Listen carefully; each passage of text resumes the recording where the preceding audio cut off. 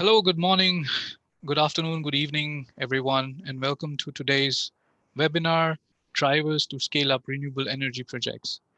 My name is Rohit Sen, Head of the Climate and Energy Action Team at ICLAI World Secretariat. Together with my colleague, Laura Noriega, I will be hosting this webinar for you today. Before we get started, I'd like to request Laura to go over a few items so you know how to participate in today's event. Laura, please. Thank you, Rohit. As you know, you can see that you have been automatically muted.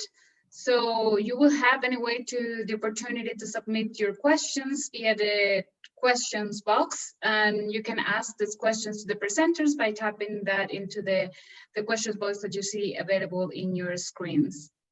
In the panel of control.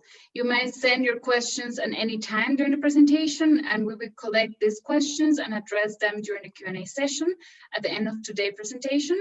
And please keep the chat box for technical questions also. If you have any technical question, try to write us. And we also want to inform you that this webinar will be recorded and that the recording will be shared, or you can find it in the sessions page of the Daring Cities website shortly after the event is done. So today's webinar will be available only in English, but we welcome everybody and thank for your participation in today's webinar. So thank you very much. Rohit. Thank you, Laura. So this webinar will focus on crucial enablers, drivers, and barriers that the local governments face at every step of renewable energy project development. It will touch upon the process on how to develop bankable and transformative renewable energy projects. I, as a moderator, will introduce ICLAI's flagship 100% renewable cities and regions roadmap project. Then the speakers, who are divided into two clusters, will come on. The first, to set the scene, we will hear brief presentations from the three subnational governments representatives from the 100% Renewable Cities and Regions Roadmap project. They will talk about developing bankable renewable energy projects and its subsequent implementation, highlighting various drivers, enablers, and barriers in the local context. Then we will have the experts from prominent organizations like the CDIA, IRENA, and Expertise France, who will share their experience, advice, technical services, and other lessons learned from various implementation of projects at their end on how to scale up renewable energy projects. This will be followed by an interactive Q&A session with the attendees. I will request the speakers to keep your video on during your presentation and ask everyone else to keep muted. During the Q&A sessions, all speakers are welcome to activate the camera. So Laura, if you could go to the next slide for the, thank you. So the 100% Renewable Cities and Regions Roadmap project is funded by the International Climate Initiative of the German government ministry, which is the Environment, Nuclear Energy and Safety Ministry, in short known as BMU. Now we'll play a small video for all of you to have an insight into our project.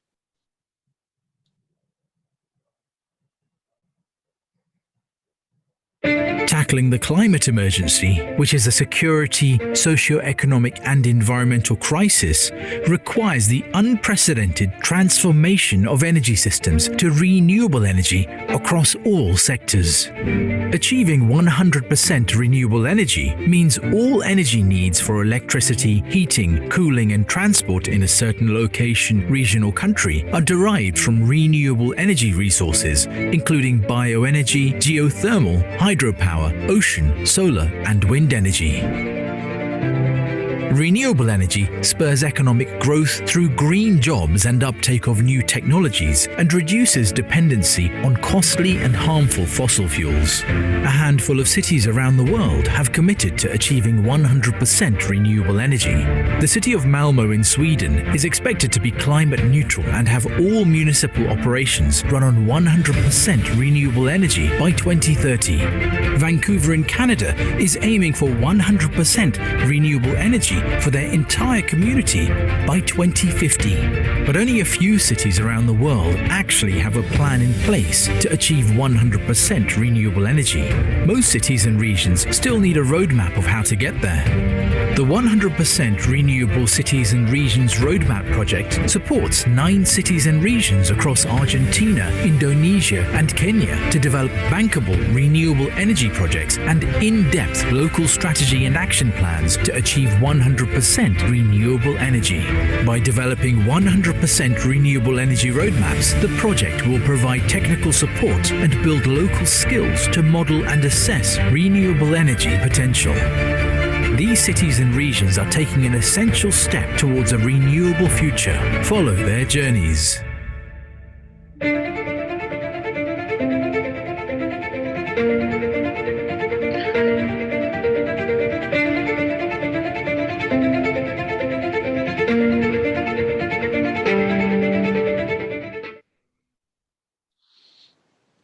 Thank you, Laura. Could you go to the next slide?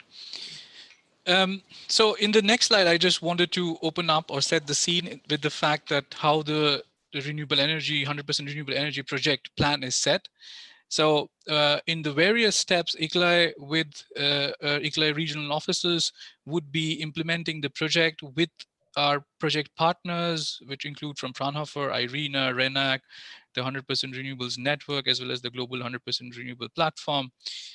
From data collection to energy modeling to figuring out various feasible scenarios to develop the 100% RE roadmap, developing various policy recommendations, finally building renewable energy roadmaps for the 3 deep dive cities, and also implementation mechanisms for the local implementation strategies, and finally coming out with 3 to 9 bankable renewable energy projects that will be implemented and then connected to various project preparation facilities, multilateral financial institutions, development banks, and impact investors, and so on. And this is the reason why it is very important for us to know the scenario and the situation and the current status of renewable energy project implementation at the various cities where we are going to implement this roadmap, and also then learn from various experts on how policy interventions, project preparation facilities, and other critical activities related to renewable energy projects scale up and implementation is important for us to know, and which would help us to then design a bankable project from the scratch. And therefore, with this, I open up the first cluster of our speakers. Before our first speaker starts with his presentation, I would like to introduce him. We have first Mr. Yuladi Ismono. He's the head of energy division at the Energy and Mineral Resources Provincial Office, Government of West Nusa Tenggara in Indonesia. He and his team are involved with energy management for the whole province of West Nusa Tenggara. Mr. Yuli, the floor is yours. Okay. Assalamualaikum warahmatullahi wabarakatuh. Good evening, good morning, good afternoon for everybody, ladies and gentlemen.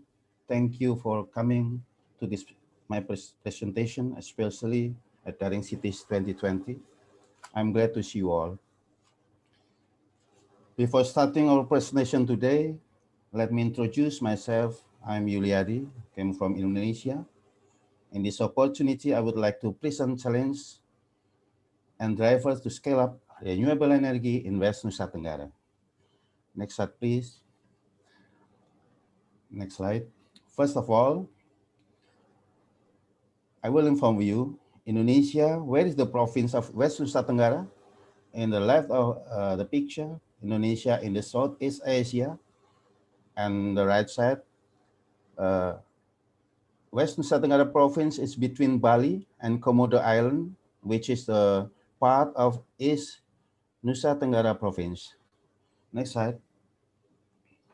Next, I will abbreviate the province of West Nusa Tenggara called NTB. Okay, overview renewable situation.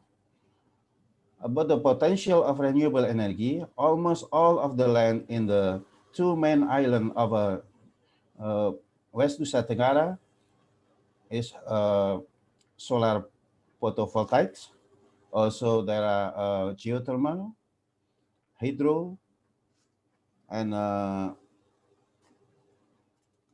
ocean currents and others. Almost all of the land of NTB has solar potential geothermal in East Lombok, and Sumbawa and Dompu district. And in this situation, electricity, about the energy situation, electricity in Lombok area, in Lombok Islands, it's about 96.5 to 100%. But in the Sumbawa Islands, 92.2 to 100% electricity ratio. They're all operated by PTPL and state-owned enterprises. In the right tables, you see the potential of the renewable energy, which data still needs updating.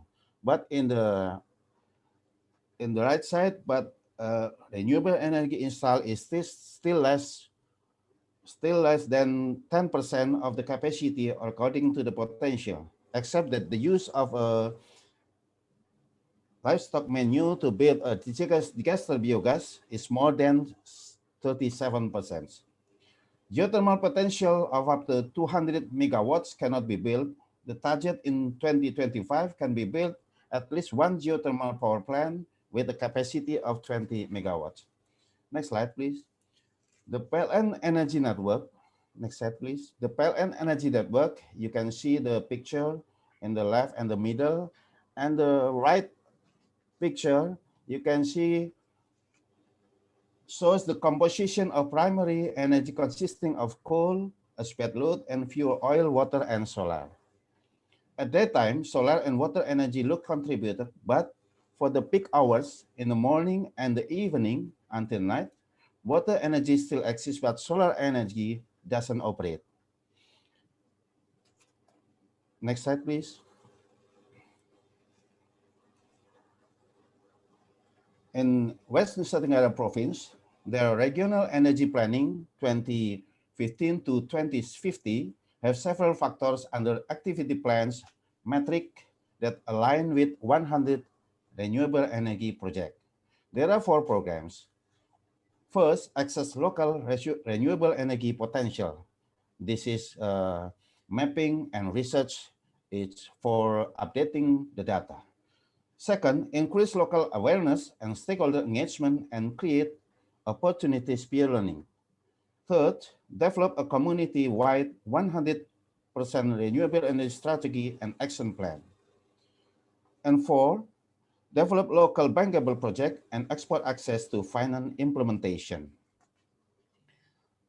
The renewable energy planning, named RUET-P, aligned with 100 renewable energy project is stipulated through regional policy number 2 year of 2015. The goal of the policy is the availability of sufficient energy supply by developing the local energy, potential efficiency, sustainability, and environmentally friendly to escalate people welfare. Next slide. Next slide, please. Okay, about the challenge and strategy, we show you about the challenge in West Nusa Tenggara Province, especially there are 7 constraints. First, legislative or regulatory.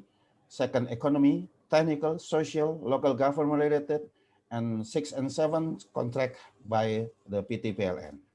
Next slide. The legislative and regulatory constraint is about licensing the use of forest area. The permit is quite long. Also the lack of synergy between national and regional energy RUN versus supply business plan RUPTL by PLN. The economic constraint limited loan to a local bank, additional cost for hiring a more reputable technical consultant for feasibility study, fit in tariff still to simplified, but all type of the technology and should be revised. And the last, limited national and regional government budget to implement renewable energy. Next slide. The technical constraint, the IPP, independent power producer, with connect with PTPLN, must provide a manpower for technical assistant personnel. Second, limited eligible contractor who came from the surrounding community, and land acquisition process, price is increased, and socialization is important. The fourth social constraint, increased lifestyle cost, the system failure. The lifestyle of a community with a photovoltaic off-grid, not on-grid,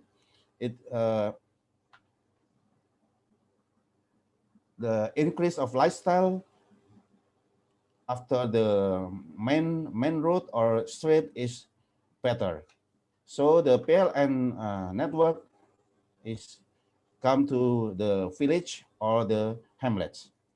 Next slide. Constraint related to local government. Unclear timing for the construction period in every district or municipal depend on the license process and the level acceptance by the community. 6 and 7 in constraint related to PLN in contract to connective network. This is about the pandemic. COVID-19 broke out, so the decline in electricity demand and access, PLN has access spare power and doesn't buy electricity from new IPPs. So renewable energy power plant with high intermittency give instability to the PLN grid system. Next. Strategy in developing renewable energy, making the best license process, small scale, not need to make environmental impact assessment. Second, intensive socialization by government, tax incentive, ease of custom service also, and energy utilization efficiency. Next. This is the picture of digester biogas. Until now in Lombok Island and Sumbawa Island, 1,000 more than 1,000 digester biogas for cubic meters. Next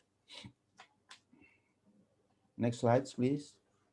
This is two photovoltaic commercial scale with from IPP with connect on grid in Lombok Islands with PTPLNs.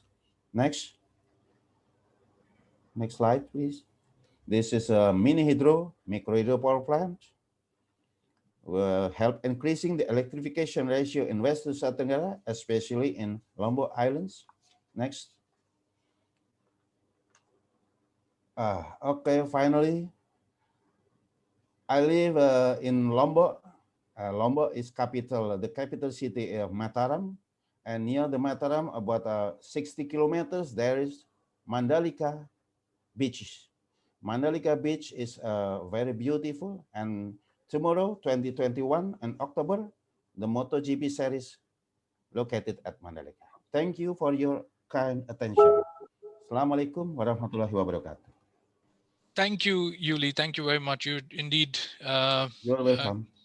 Correct about highlighting the constraints for the local government, which is very critical for West Nusa Tenggara or local governments from other regions to go ahead and implement renewable energy roadmaps and projects.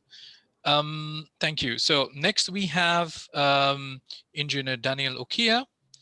He is the Chief Officer for Energy and Industrialization at the County Government of Kisumu in Kenya.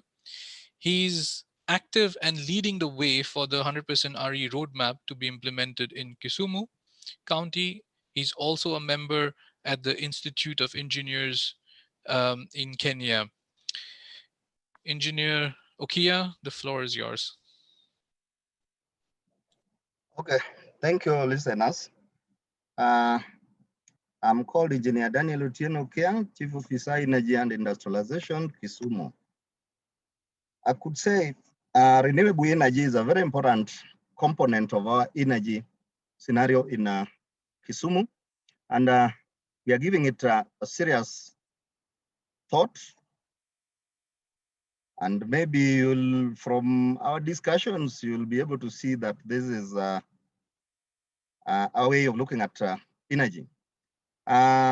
Maybe we have the contents. I might not go through them. You can just go to the next slide.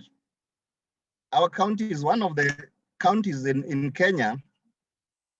Yeah, is one of the 47 counties in Kenya created under the Constitution 2010. We have a population of roughly 1.2 million, census 2019, and our annual growth rate of 2.6%. If you look at the electricity access, we have 52.6%, and our land area is about 2,000 square kilometers, of which 567 is covered by water. And we have very low forest cover at 0.442%. Strategically, we are placed along the lake shore with ability to reach over 350 million people in East and Central Africa. Next. Yeah, so our city has an airport, which is Kisumu International Airport, which is just around 20 kilometers from the CBD. And the lake port is 98% rehabilitated, making Kisumu the hub of cargo. And with the rehabilitation of Kisumu Jetty, we are good to cover that region of 350 million people. Actually, this port is soon going to be launched.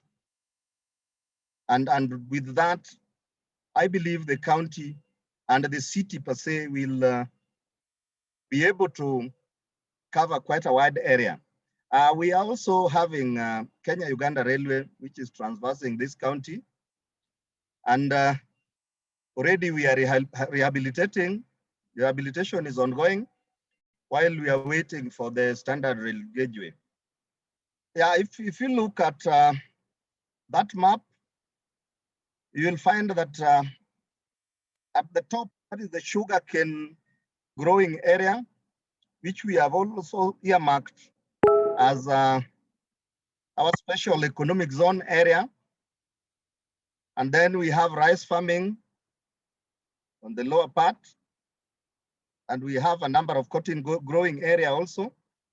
So the county is well covered in terms of crop production. And you can see we have Lake Victoria, which we are using for fishing. Next, the upper part, as you can see, is covered by railways. Yeah, now energy overview. Due to unreliable limited access of energy, clean energy in the rural areas, Kisumu needs, energy needs are covered predominantly by biomass. The county has not fully tapped into the potential of energy despite enormous potential for solar, hydro, and biomass, as you note there. Majority of thermal energy used across all the sectors is generated from wood fuel, oil, and other products. Next. We look at our energy plans. Prioritization of energy access is aimed at addressing sustainable development goals, especially goal number 7 and 13.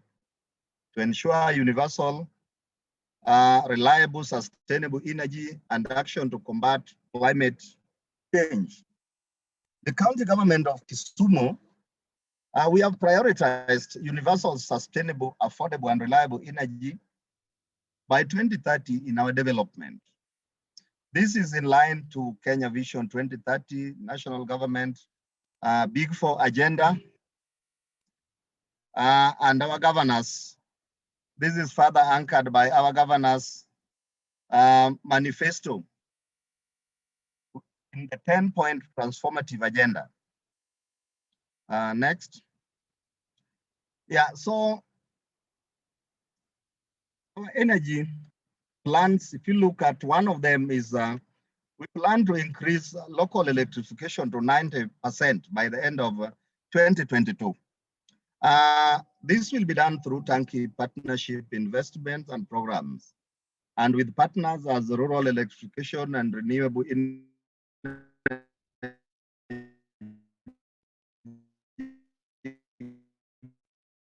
and development partners. Sorry, ladies and gentlemen. Yeah, and the next one is construction of renewable energy center for capacity building. For capacity building on matters of clean energy and climate change. We are also formulating enabling energy policies,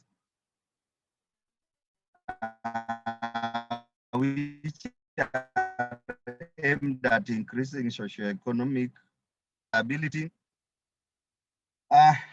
Our national government, in collaboration with the county government, have started the process of construction of multipurpose Kuru Dam, Kuru Soin Dam at the border of Kisumu, Kericho.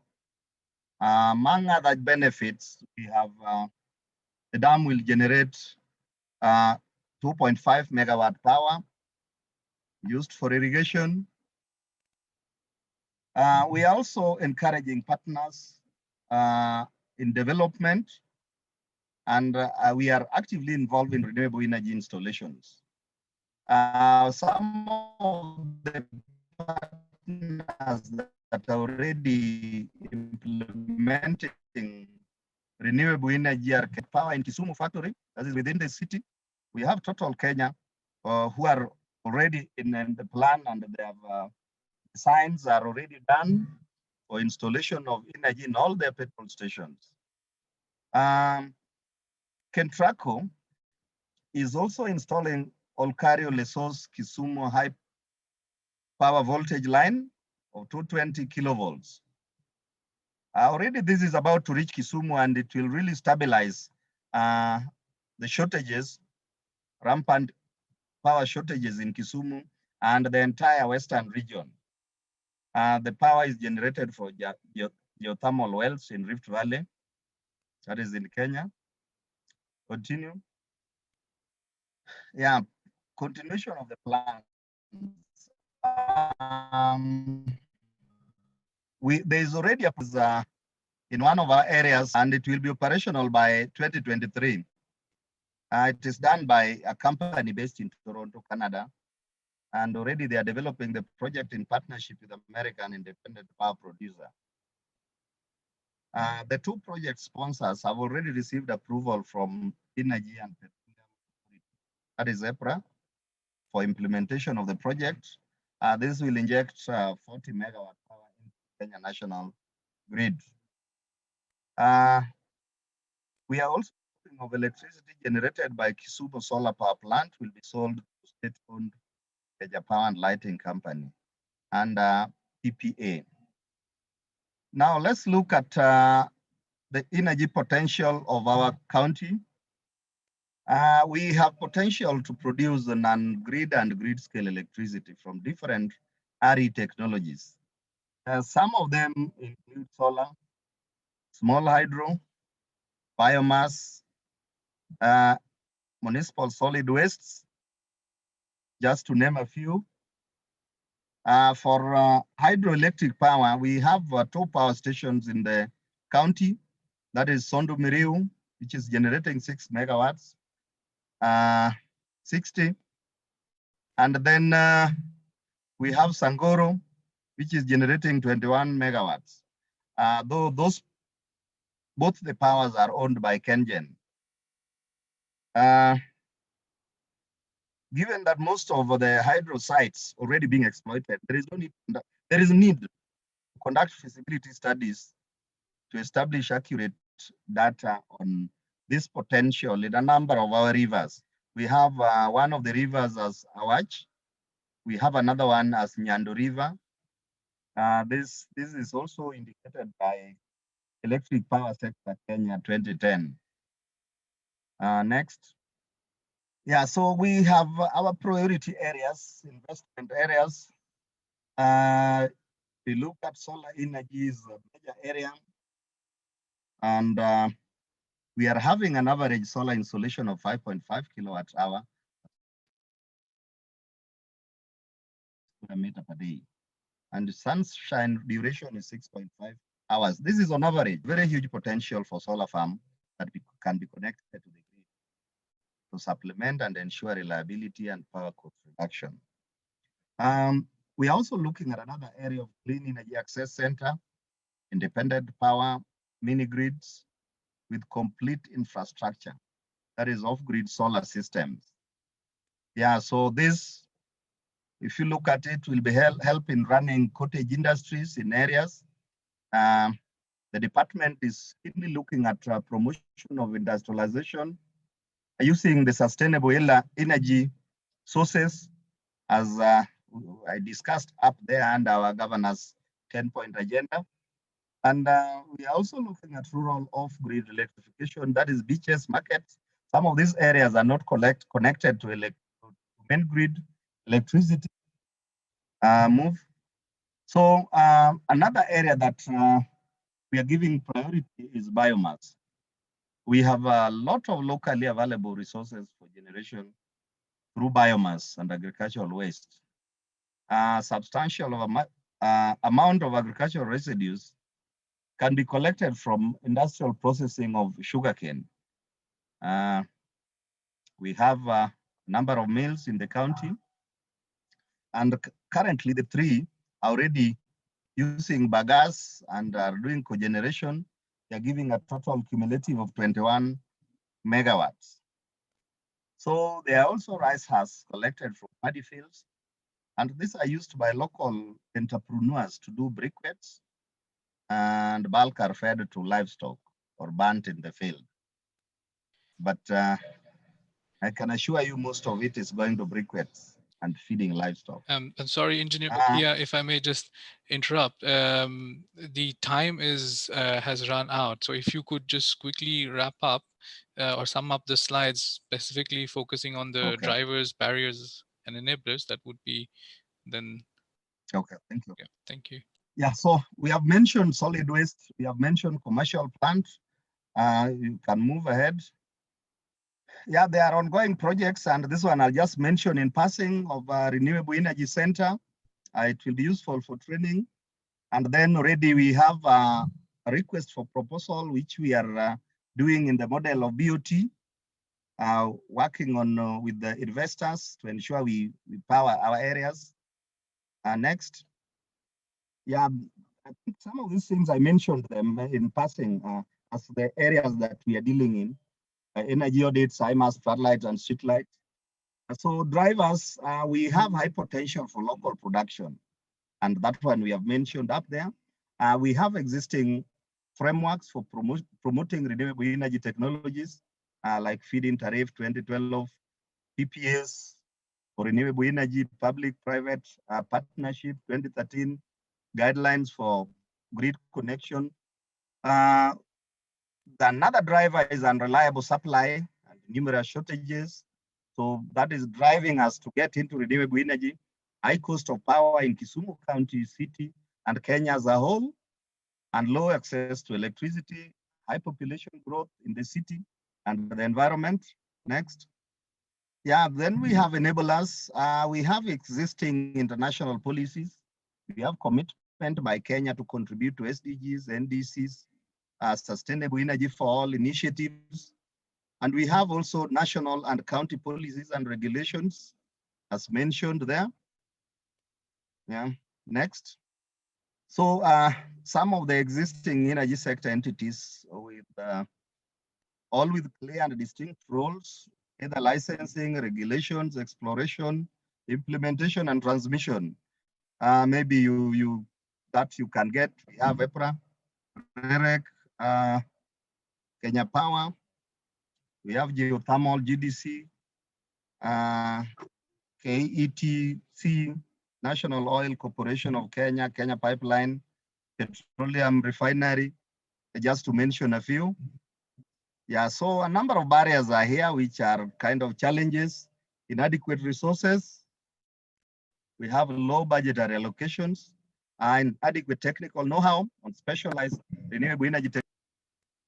We have sustainability of some of the projects because we do them, but we have low funding, and therefore we are unable to sustain them. We have inadequate capacities to develop financiable renewable energy projects. Few persons have knowledge on financial instruments. And then we have limited data on potential of some renewable energy sources. Wind, tidal, it's one of them.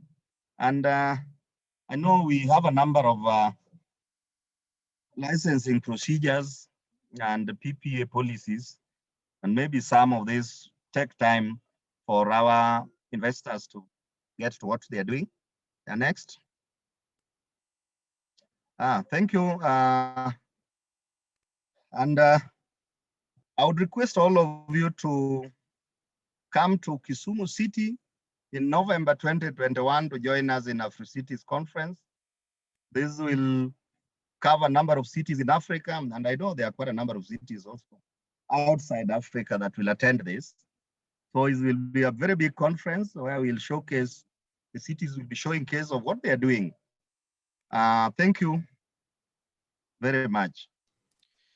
Thank you, Engineer Okiya, and thank you very much for that presentation, highlighting the various barriers, enablers, and drivers for the West Nusa, for the Kisumu County region. And also thank you very much for the invitation for the event. I believe you need to leave us for another meeting, but in case you stay with us, it would be nice so that we can catch up on the Q&A session at the later half. Thank you. I would now request my next speaker, Mr. Herman Tefs. He's the planning officer with the Department of Sustainable Urban Mobility at the municipality of La Plata in Argentina. He is an urban mobility planner and a GIS analyst. Herman also served as a technical advisor to the Economic and Transport Ministry. Herman, the floor is yours. Thank you. I will try to present. Okay.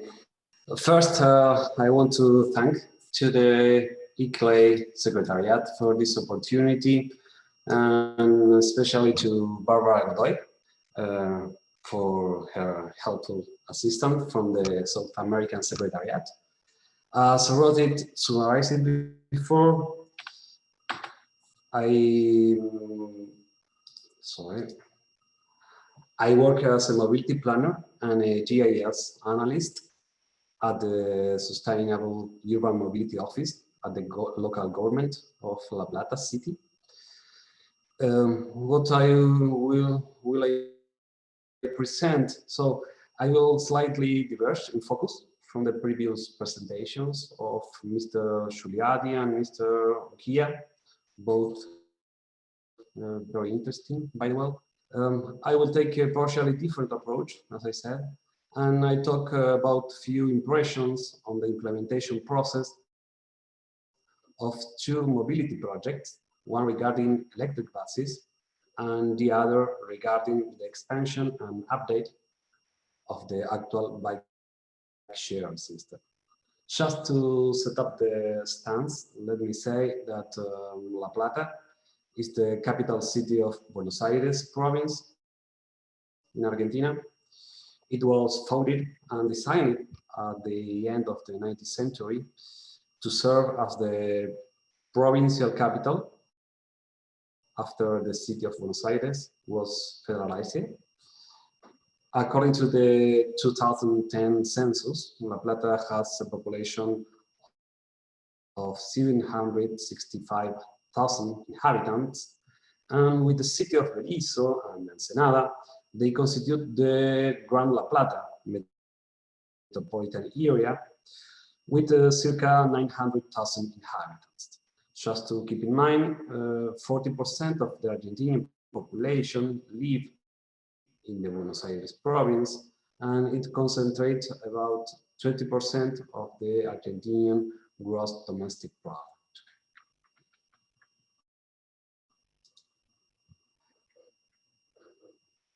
My next point is to state the relevance of the urban mobility sector in the emission inventory. As you can see in the graphic, the mobility sector is responsible for almost 1/3 of the total emission. This information was provided by the Climate Change Mitigation Study financed by the Inter-American Development Bank in 2014. Okay, let's talk about the main projects on renewable energy and their implementation context. Regarding its high emission impact, the local authorities and the local ICLEI team have been working in 4 main mobility projects. To move part of the bus fleet to electric, to expand and update the actual bike share system, the promotion of micromobility, and finally,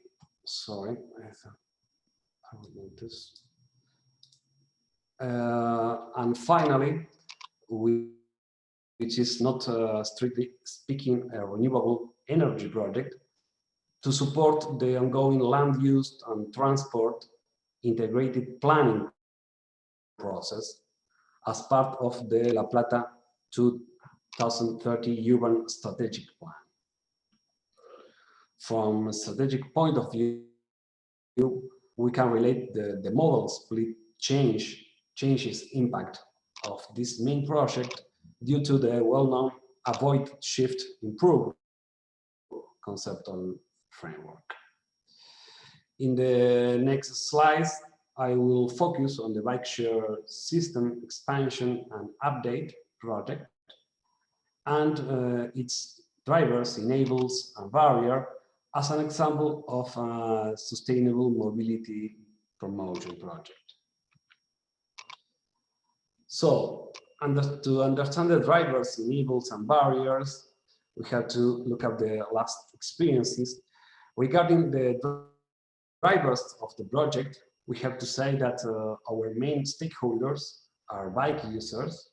So in fact, we have a large and well-organized bike users community. Pedestrians and bike users make almost 25% of the total daily trips before COVID-19.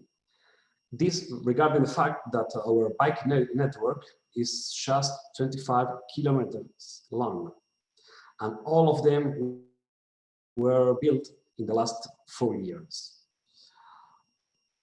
Also, the local government team has strongly supported this project, developing the technical background and learning from other recent experiences in South America, visiting the installation of Bici2Easy in Rosario and Ecobici in Buenos Aires, both in Argentina, and Ecobici in Rio de Janeiro, Brazil, and Ecobici in Mexico City, and attending to national and international conferences, the Velocity, the Foro Mundial de la Bicicleta in Mexico, where bike share is always a central topic. National providers and operators are also strongly committed to a successful implementation of the expanded and updated system.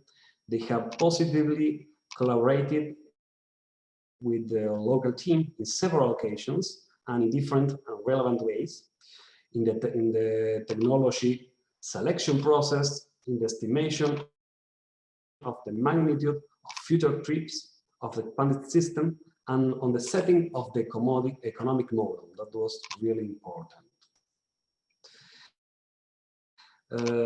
Finally, we must say that the post-COVID-19 stage showed us now new opportunities and challenge to the promotion of active mobility. Regarding the main enablers of this project, we can mention that the central area shape and population density make the downtown of the city quite suitable for bike riding and walking. Also, during the last 5 years, the operation of the current system has allowed to the local team to involve in a rich learning process, and now the users and the public opinion is demanding the system to develop. Also, local authorities have expressed their political support, promulgating 4 new regulations regarding the need of a participative planning process, different bike and pedestrian facilities design, the regulation of the shared mobility service, the improvement of bike user safety, and finally, the formal creation of an urban bike shares mobility system with different finance sources, options such as loans, sponsorship, urban publicity, and fair. Finally, to close this brief presentation, I would like to point out a few aspects that may be seen as barriers to this project. In the first place, I think that there is a complete lack of a national urban mobility policy. As a consequence, for example, bikes are not plenty recognized as public transport, as a public transport mode. And because of that, bike share systems in Argentina do not receive federal funds or subsidies, as well as buses does. At the local level, there is an absence of a global mobility plan, including parking policy, public transport policy, road redesign, safety, speed, and demand management in general. And secondly and finally, there are no financial aids or financial instruments suitable to local government. On the other hand, local governments have received few technical assistance for developing active mobility projects. And that's all. Muchas gracias. Thank you for your time. Thank you, Herman. That's really interesting to know about the transportation mobility plan in La Plata. I really find the biking plan interesting. Quite a good last mile connectivity that one can resolve. But thanks a lot for that. So now after listening to our city representative speakers from different parts of the world with their angle and approach into various regional development for renewable energy, now we move on to the second cluster of our speakers with various experts from various organizations. My first speaker is Mr. Brian Kapati. He's an urban development specialist from Cities Development Initiative for Asia, CDIA in short, based out of Manila, Philippines. He has directly managed more than 20 project preparation studies in the sectors of water supply, sanitation, food and drainage, solid waste management, and urban renewal. Brian, the floor is yours. Thank you very much, Rohit, for the introduction. Hello, everyone. Good morning, good afternoon, and or good evening, wherever you are. I am Brian Kapati, Urban Development Specialist from the Cities Development Initiative for Asia, or CDIA. First of all, I would like to express our gratitude to ICLEI in particular for this privilege to introduce CDIA in today's session and be involved as a resource person. Also, thank you everyone. Thank you very much for your time and initiative in attending this meeting, where I'll briefly and succinctly present and introduce CDIA, who we are and what we do, and some sample pipeline projects on renewable energy. Next slide, please. So first off, what is the Cities Development Initiative for Asia, or what is CDIA? Next slide. So we are a multi-donor trust fund managed by the Asian Development Bank, or ADB, which was established a little bit about 13 years ago. Our core funding comes from the governments of Austria, France, Germany, Switzerland, and the European Union. So this particular CDIA funding picture changes from time to time as some funders come in and some drop off.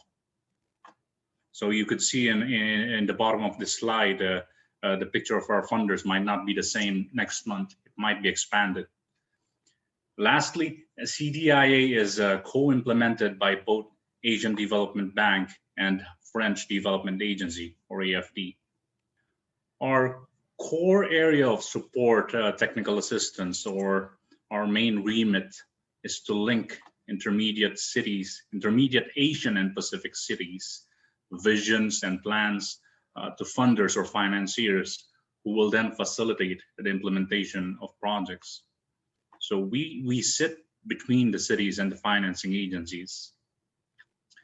This we do through the conduct of project prioritization and preparation studies, and of course the related prerequisite steps, including field assessments, terms of reference development, collaborative and coordinated quality supervision, and the conduct of the institutional and capacity development roadmap, which goes hand in hand with our project preparation work. In many ways, CDI bridge city projects to financing through our project preparation and prioritization studies.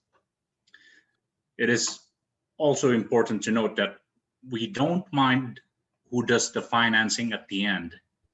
It may be from ADB, the World Bank, or any of the usual IFIs. It may even be from the local or national government resources, and it may even be from the private sector. At the end of the day, if anyone picks up our study like a baton in a relay race and runs with it, we would have done and satisfied a significant aspect and part of our mandate. Next slide, please. Our impact areas, of which at least two should be present in any of our support or technical assistance to the cities, are on poverty reduction, environmental improvement, climate change mitigation and/or adaptation, and improved governance. But safe to say, if you look at any urban infrastructure project right now, most, if not all of these impact areas are addressed.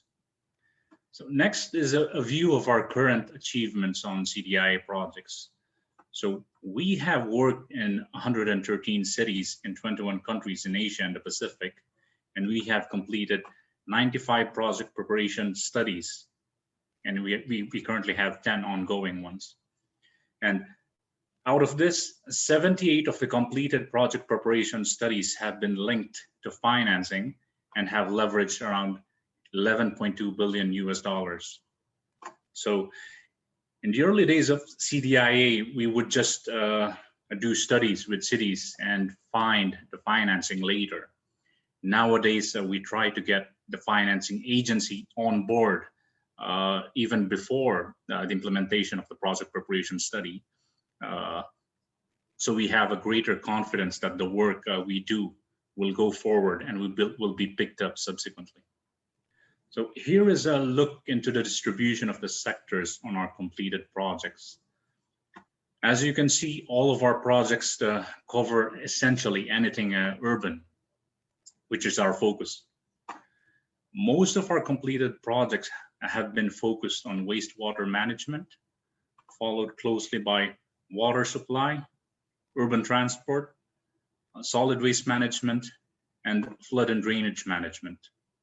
Lastly, urban renewal and social infrastructure projects and power and energy efficiency projects make up the least of the projects we've completed in the past.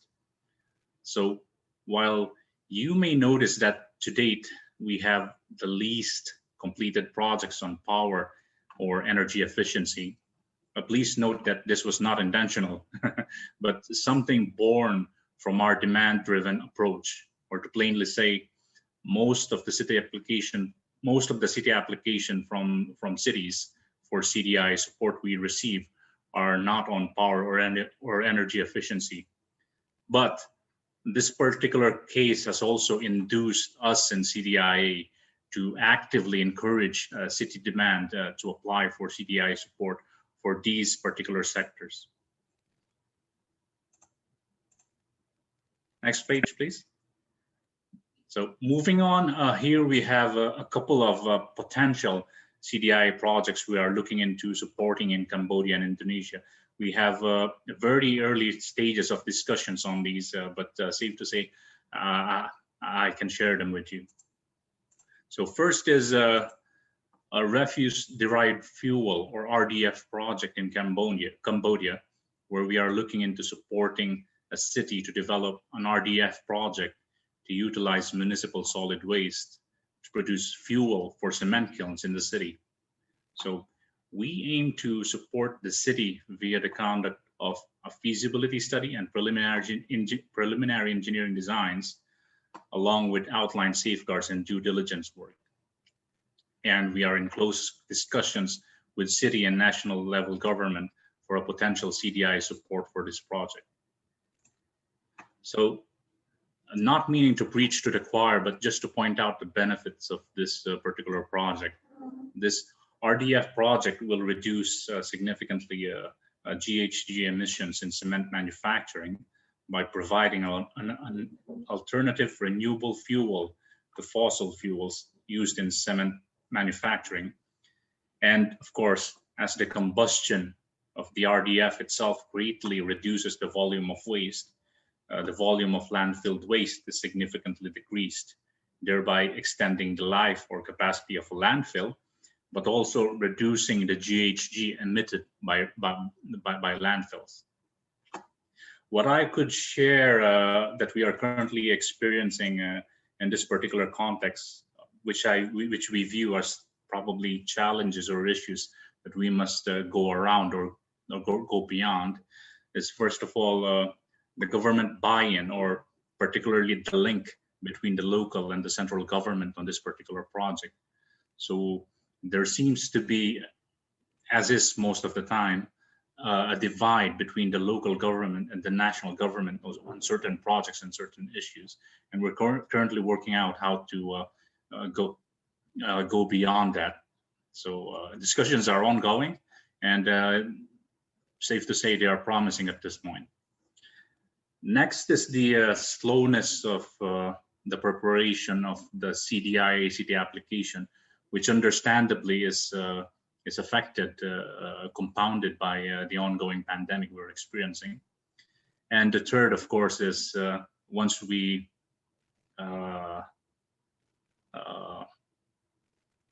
accomplished or completed all of these barriers, the next challenge is how to mobilize the consultants in the country, in Cambodia, considering the current restrictions and international travel. So next we have a potential rooftop photovoltaic solar project in public buildings in Indonesia, where we also intend to support cities for the conduct of a feasibility study and preliminary engineering designs of proposed projects. So recognizing that the energy consumption sector make up the most of GHG emissions, particularly in West Java, so we aim to support cities to decrease their reliance on energy derived from burning fossil fuels. Indonesia already has a significant institutional and project experience on providing PV solar projects in public buildings.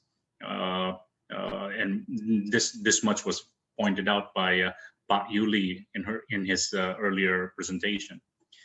And we aim to further support or fill up any potential gap to further increase this particular renewable energy source and also help reduce GHG emissions. Next slide, please. So benefits we expect from this particular project are, of course, improved access to a clean energy source, the reduction of electricity bills for government, as these solar-derived fuel energy reduces their reliance on conventional electricity source from PLN. Also, the reduction of GHG emissions due to the reduction of demand for fossil-based energy source. And lastly, to help the Indonesian government meet their renewable energy share targets in the country's energy mix.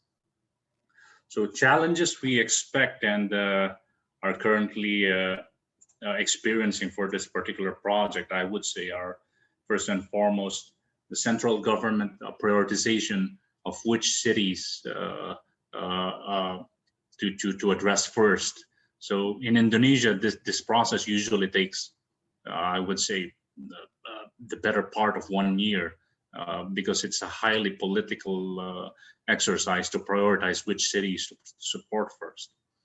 Second, and this is a significant one, given the context and of the pandemic, ministry budget in Indonesia have been significantly decreased, and some of the ministry have reduced their budget by 30% to address projects related to recovery and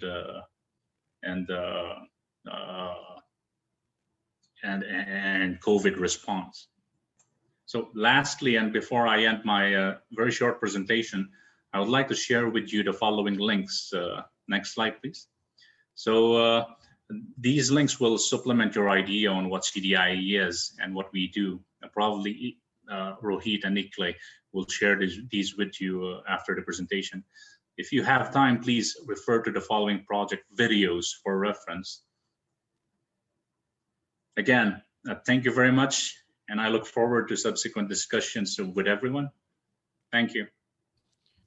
Thank you very much, Brian. That was a really insightful presentation, and I see that you're already working in Indonesia, so I'm sure our colleagues from Indonesia can definitely see how synergies can be drawn upon with the 100% renewable energy project being worked out in West Nusa Tenggara. Thank you very much for that presentation.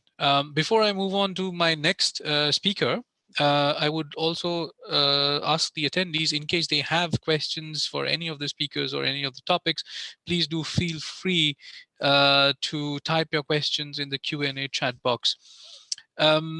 Next, we have Mr. Michael Renner. Michael is the Program Officer for Policy Advice at the International Renewable Energy Agency, IRENA, based in Abu Dhabi. As a part of the Knowledge Policy and Finance Center in IRENA, his main responsibilities revolve around various socioeconomic impacts of renewable energy. Michael, the floor is yours. Thank you very much, Rohit, and hello to everybody. Either good morning or good afternoon or good evening, wherever you may be. So let me just say that, as an intergovernmental agency, IRENA is really working primarily with national level governments, of course. But we do see cities of various sizes as very important actors in the energy transition and in the promotion of renewable energy. If you can please actually move to the first, next slide, please.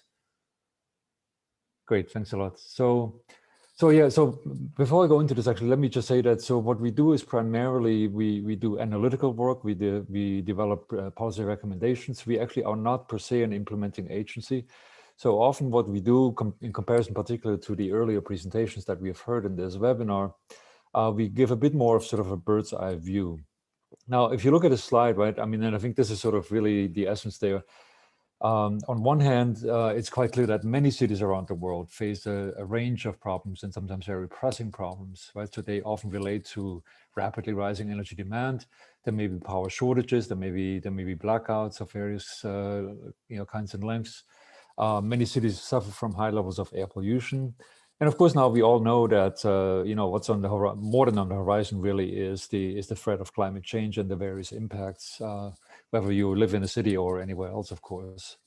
But we really look at renewable energy as a means really to offer a number of benefits in this context. So not just in terms of directly environmental and health terms, but also because we feel strongly that renewable energy can actually contribute to local economic development.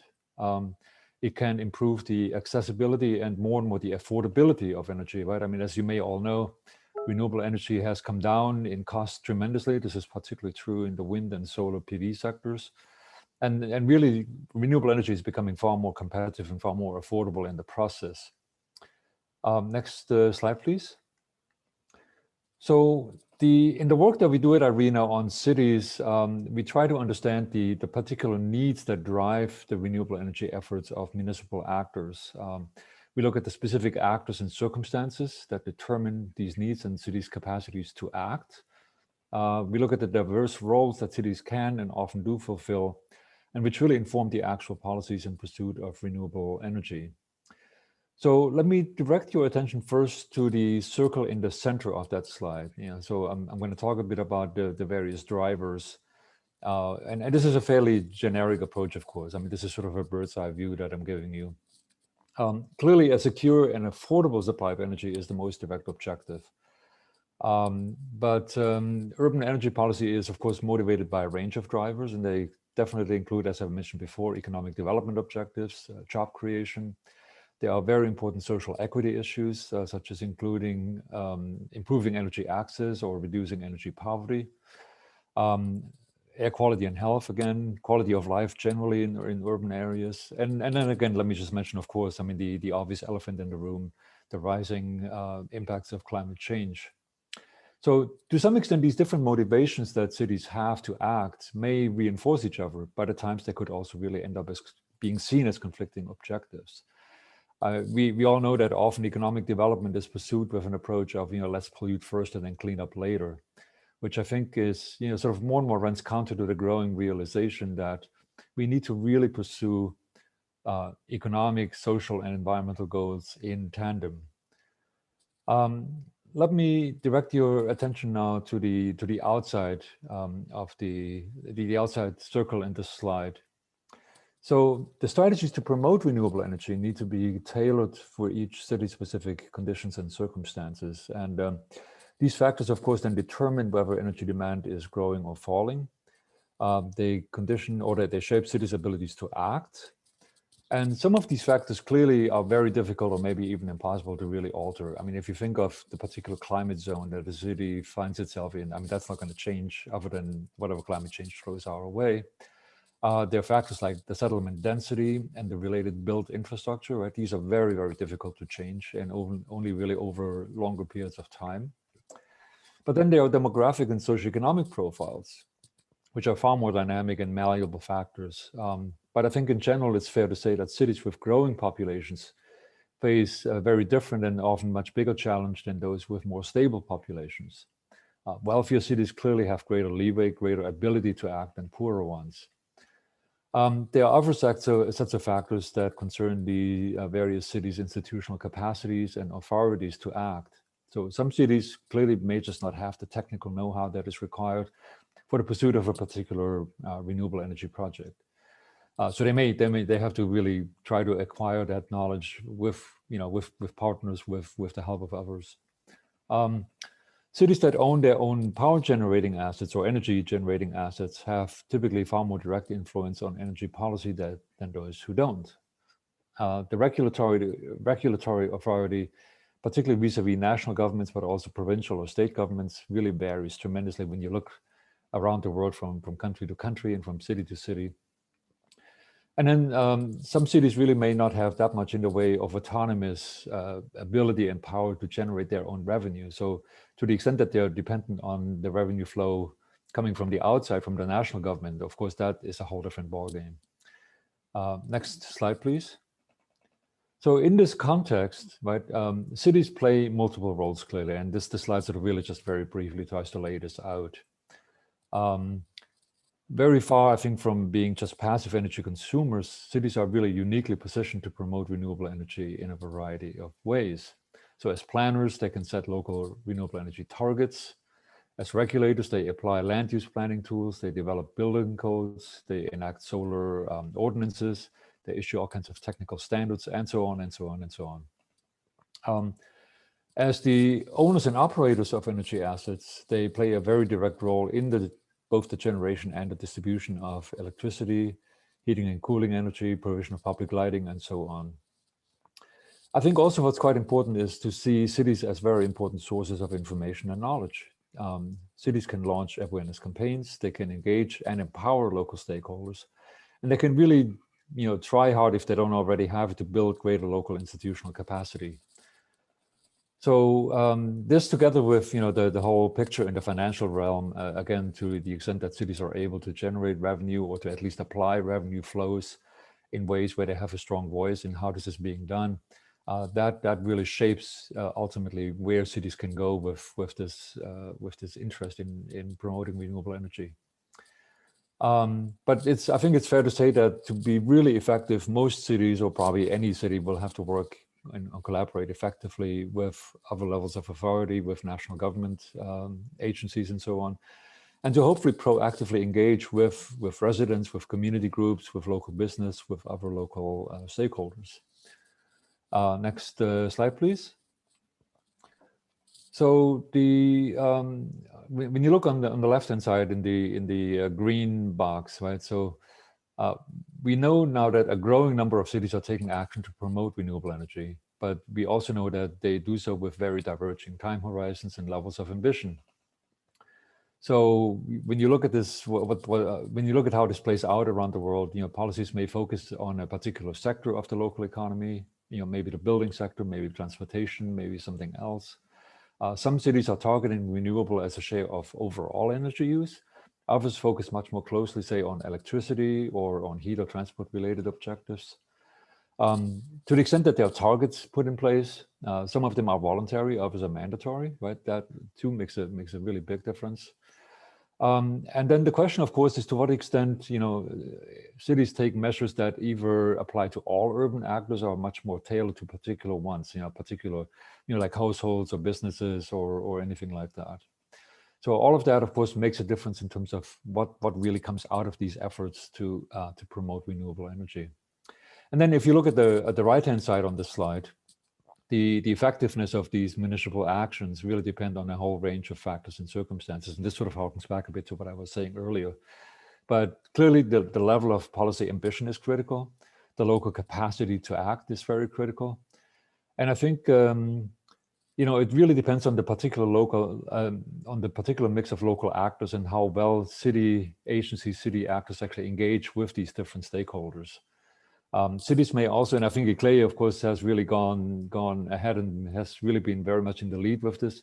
Cities may and often do engage in alliances with other cities or with other partners to exchange experiences, to compare notes, to really support each other in this whole effort. Next slide, please. So I'm not going to go into details here, but and so I think anybody will be able to ultimately download this PowerPoint so you can take more of a closer look. But I just wanted to, as a summary view, really give you a sense that there are in just 3 sectoral areas that we look at ARENA in terms of the energy sector itself, in the building sector, and in transportation. There's really a very rich sort of toolbox of measures that cities can pursue, and the particular. The specifics of the policy making locally, of course, really depend on these local abilities, the local needs, the local approach to this whole situation. And so cities will therefore, of course, very much pick from what could otherwise be a common catalog of policies and tools that are available to promote renewables.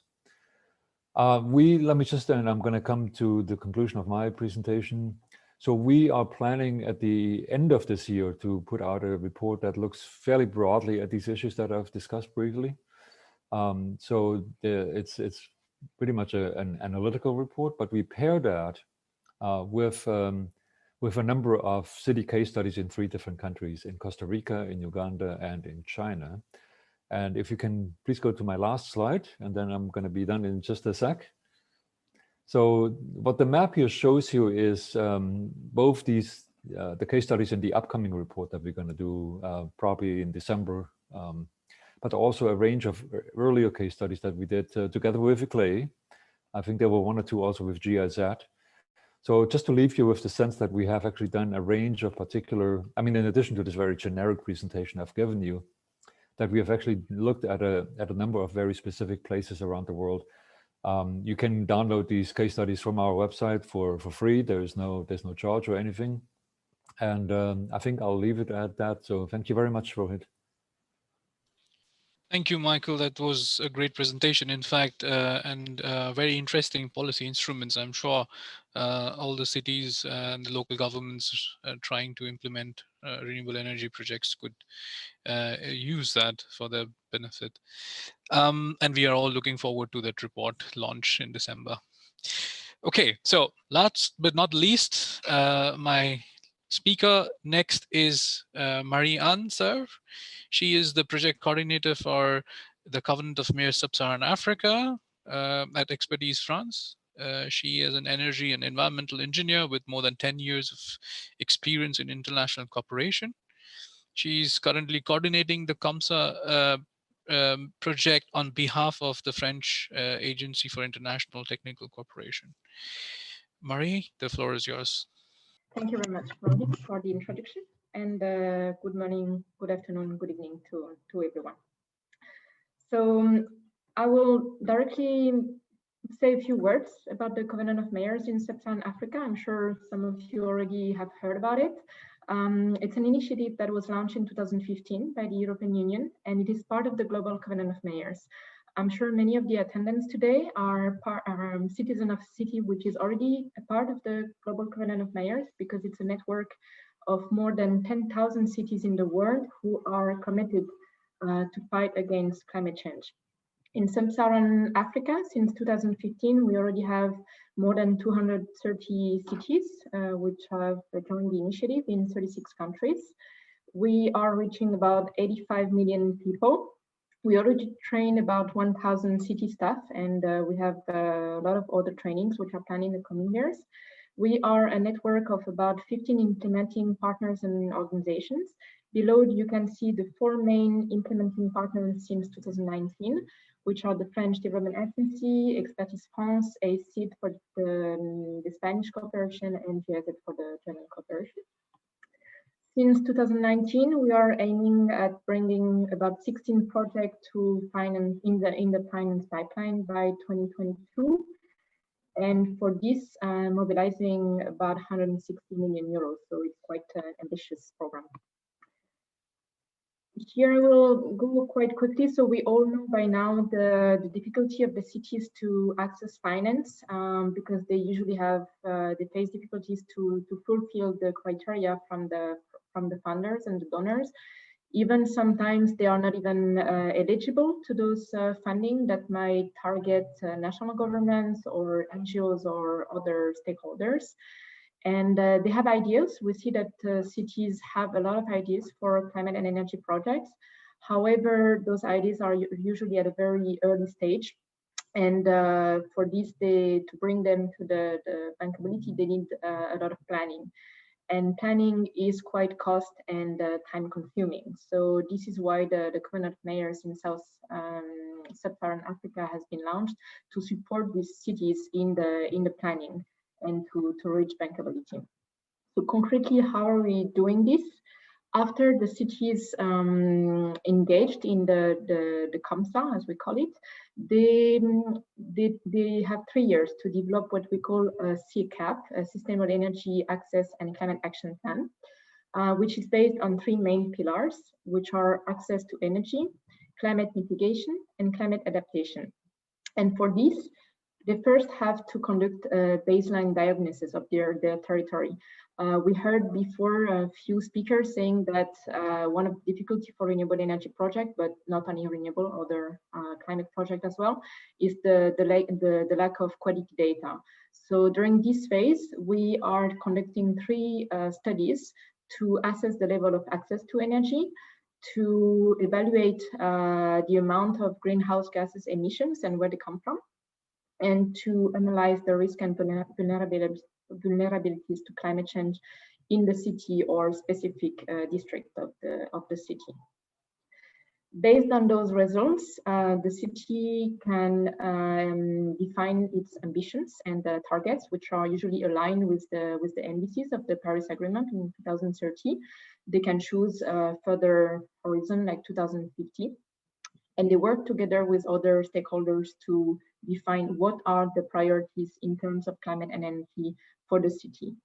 And then all this information is summarized in this so-called CCAP, which is a political document that will help the city to implement the projects that have been prioritized by the deadline that they have decided. And then regularly, the city has to monitor and check the progress of the implementation of the program and to report to the European Union. More specifically, to talk about the CCAP, which is the part that Expertise France is in charge of within the COMSA initiative, we are using the methodology which was defined by the GRC, the Joint Research Center of the European Commission. In 2018, the GRC came up with a guidebook specifically for sub-Saharan African cities. So it's looking really at their needs or at their specific context and difficulties to help them design their action plan through 4 main steps that you're seeing here. I will describe later with a specific case. What is important here to know is that the CCAP is not just a political document. It really aims to bring all together the different stakeholders from the political sphere, but as well the private sector and civil society, who can express their needs and their specific interests, and they can together prioritize the projects that they want to be implemented in the city. So this way, we ensure that the program is known and accepted by everyone, and that limits the risk, the technical and economical risk, but as well the social acceptance of some projects. We heard before Engineer Okiya talking about Kisumu, and I decided to show you a little bit more in detail what we are doing in Kisumu. So Expertise France has chosen to support 6 cities in developing their sustainable energy access and action plan in 4 different countries, and Kisumu is one of them. So one of the reasons why we initially chose Kisumu, so this project started last year, and we chose Kisumu as Engineer Okiya rightly said, Kenya has a lot of policies and acts at the national level towards renewable energy and climate action. Those different policies and strategies have already been used at the county level. So the Kisumu County already has an integrated development plan, environmental policy, climate change policy, renewable energy policy, sustainable mobility plan, solid waste management strategy. So the political commitment is there. The county has also created specific divisions for climate change and renewable energy. So all the strengths are already in place for the different policies to be implemented. So this is our work now to make sure that all this goodwill will be implemented in the coming years. So during the context analysis, we try to look a little bit more closer at different projects and initiatives which are conducted at the county level. And we found out, not only, but I'm mentioning those 2 because I think they are very relevant. We found out, of course, the 100% renewable energy roadmap that ICLE is conducting, as Rohit mentioned before, in Kisumu. So we are working closely with this project to share data and information on what can be done in terms of renewable energy. And of course, we will include the roadmap into our broader climate and energy action plan. We also discussed with the organization Transparency International, which has conducted risk and vulnerability assessment already. So our work is done on this part, and we can build on their results and build the strategy based on the results that they already came up with. So we are now adding some baseline studies to make sure that we know we have all the information and all the data regarding access to energy and greenhouse gases emissions, to then together develop the CCAP that should start sometime next year. As Expertise France is not directly a funding organization, but more a technical expertise organization, we still want our cities to work on something concrete, not only planning. So we invite them to define some what we call early actions. So we work with them to define some priority fields that they want to test as pilots that could be later integrated in the CCAP and maybe funded by donors or investors.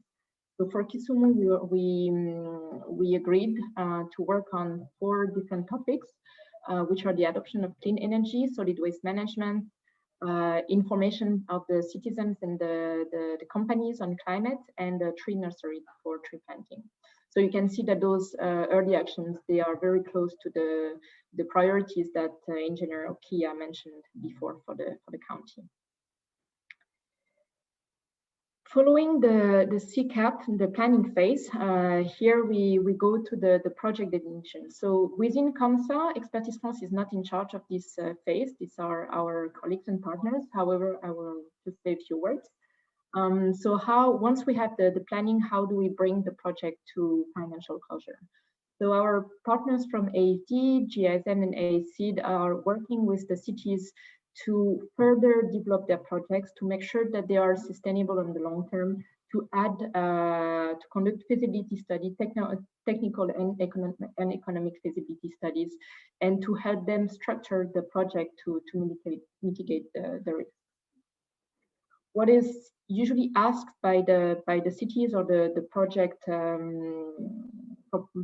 proposals are what are the criteria of the donors or the funders. So here I listed a few of them, which I believe you are familiar with. Of course, it has to have a climate relevance and little climate footprint. The project has to have assessed the environmental and social impact. The funder might be sensitive to issues like gender and biodiversity. Of course, technical and socio-economic sustainability and operational sustainability, which is of course very important, as after the funder is helping the project to be implemented, how can it be sure that it will be operated on the long term? They look at the investment size as well and the ownership of the project. So the funder is very sensitive to the fact that this specific project is part of a plan, of a bigger urban plan, and it's part of maybe of the city budget that will really be a big criteria for the funder to convince them that it's not just a standalone project, but it's been connected to the overall urban planning. Oh, sorry. And here, we don't have so much time today, but I would like to invite you to attend a specific sessions that will be held on November 5th at the Local Climate Solutions for Africa. So all our African attendees today, I invite you to join us on the COMSA Day on 5th of November to know more about how to access funding specifically for climate and energy project in Sub-Saharan Africa. I will finish my presentation with a little overview of the different projects that we have identified so far. So we received a lot of proposals from different cities, part of the Covenant of Mayors, and we have pre-selected some of them. Of course, maybe not all of the 49 projects listed here will be finance, but some of them will be selected for specific support. And you can see that many of them are in the field of waste management and wastewater treatment, climate adaptation and resilience, quite a lot in renewable energy, energy and efficiency in buildings, public lighting, and transport as well. I don't know if I have still some time. If I have 1 more minute, I will just say a few words about one example. Okay, just I finish on this. Among those projects, one is under study right now. So this is a study funded by the French Development Agency to try to develop a sustainable and bankable project on clean cooking in the Sahel region. So we all know that the Sahel region is really affected by deforestation, mainly due to cooking habits and lighting habits. So the project is looking at the different technologies which are being used, different business models which are being used by different projects, who are the stakeholders, and what can be the role of the city or the secondary cities in helping to create a sustainable clean cooking project for the city or even for the country.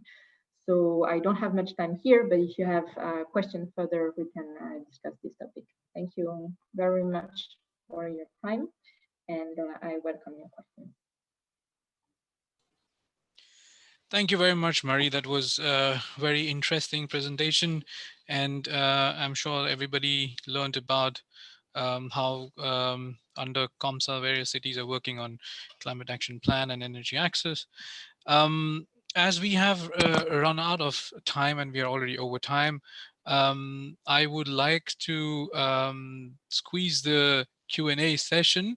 I already saw that a lot of questions were already answered, but if you have any further questions, please do send it to us and we'll see that we get them answered by our experts.